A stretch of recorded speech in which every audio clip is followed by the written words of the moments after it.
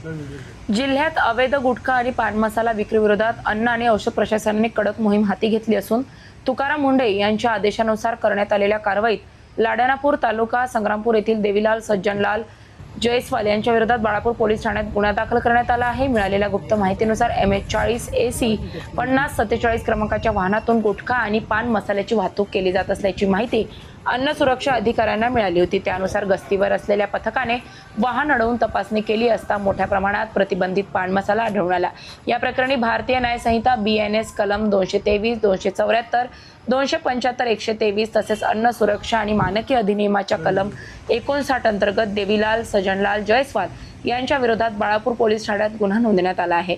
सहायुक्त अन्न सुरक्षा यांच्या मार्गदर्शनाखाली अन्न सुरक्षा अधिकारी RV सोळंके, किशोर बोरचाटे, दक्षता विभागाचे अन्न सुरक्षा अधिकारी SA सूर्यवंशी यांनी संयुक्त कारवाई करत एकूण 11,19,484 रुपयाचा मुद्देमाल जप्त केलाय। अन्न व औषध प्रशासनाच्या या धडक कारवाईमुळे अवैध गुटखा व्यावसायिकांमध्ये खळबळ उडाली असून जिल्ह्यात अशा प्रकारच्या कारवाया पुढे सुरू राहणार असल्याचे संकेत प्रशासनाने दिले आहेत। चंदन जंजाळ, बाळापूर तालुका प्रतिनिधी, अजिंक्य भारत न्यूज चॅनल।